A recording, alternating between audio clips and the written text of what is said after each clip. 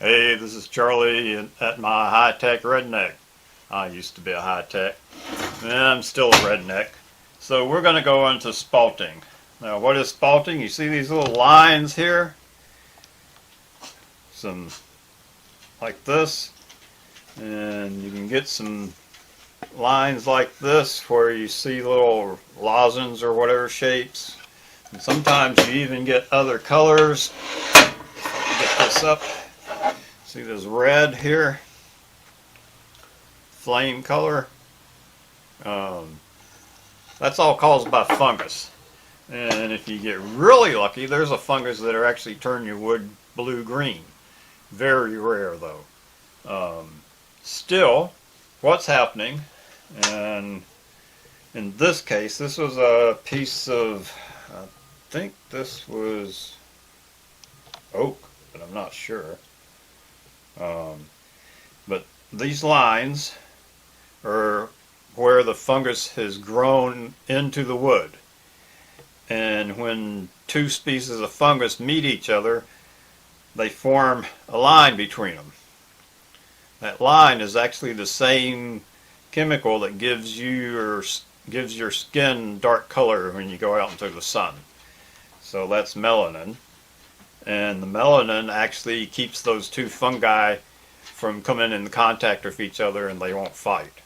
So good spalting occurs randomly. You can't really control how fast that fungus is going to grow. Although, if you look at this one where it's turned red, what's happened, and you might be able to see it, you can see it a lot better here. You get little holes. That's where a worm has drilled into the wood, and when it gets to a certain spot, it will literally spit that fungus out.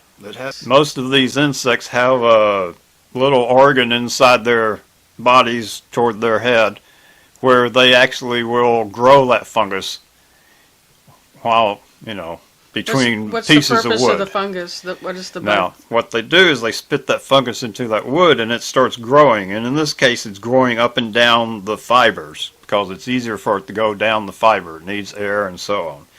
And it's going to soften that wood. And if it gets soft enough,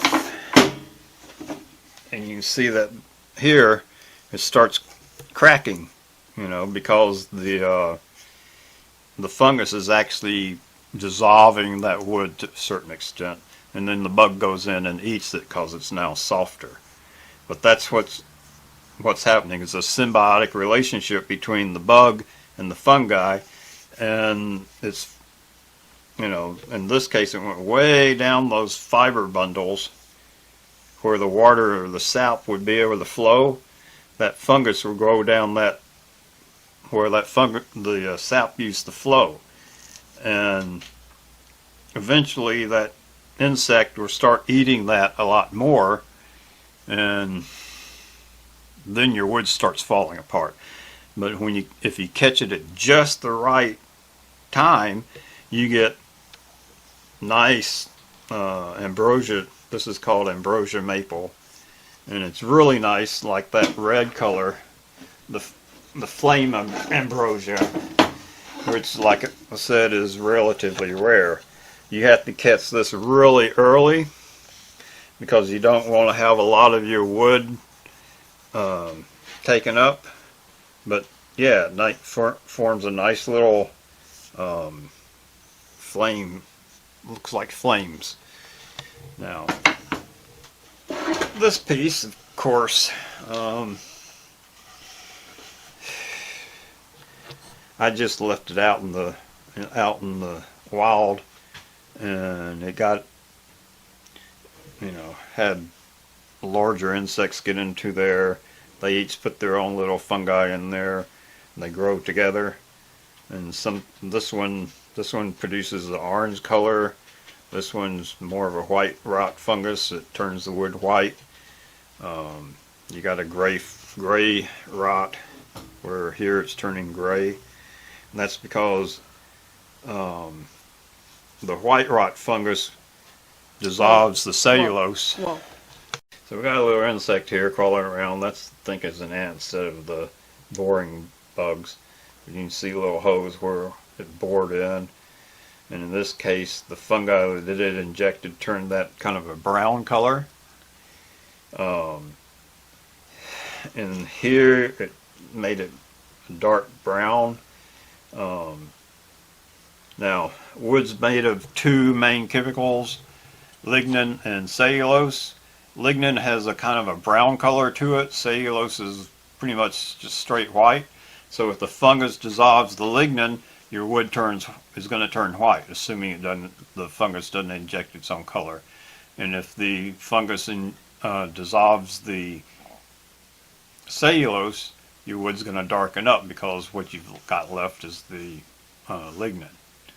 So you get different colors, and again, where the two fungi come in contact with each other, they will leave a brown, black chemical melanin between them. And as I said before, depending on what chemical the fungus is using to dissolve the either the lignin or the cellulose, it might actually have its own colors. So that's it, folks. Lots of fungi around here, and I'm not that fungi. You are a fun guy. So tell us why you like working with spalting wood. Well, spalted wood is, has some flavor, or whatever you want to say. Character. There you go, character. It has character. And since I'm a bit of a character as a high-tech redneck, I like character.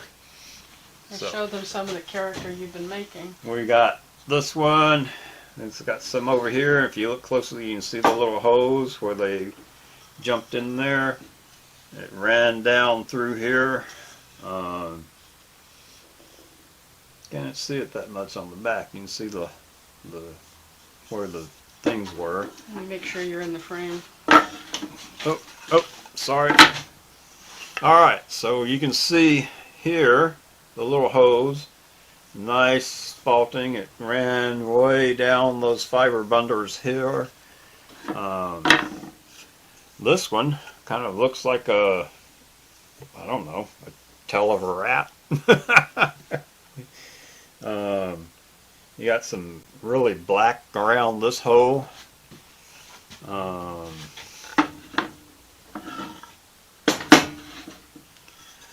This one, it's kind of pink in the right light in the inside there. Let me get closer than that. Can you get in there? Yeah, a little bit of pink. Yep, a little bit of pink. And this one, definitely pink. I had a piece that was a little darker than that. Of course, once you put some oil in there, the wood becomes a little more transparent, and the light will go in there and absorb more of the different colors, and that will actually darken up and become a lot darker red because it tends to reflect off of that wood more. But once you put some finishing compound in there and it soaks into that wood, the light goes deeper into there, and that'll darken up. So, I hope you enjoyed that, and if you think I'm a fun guy, try to subscribe, or at least give me a thumbs up, and come back now, you hear? Bye.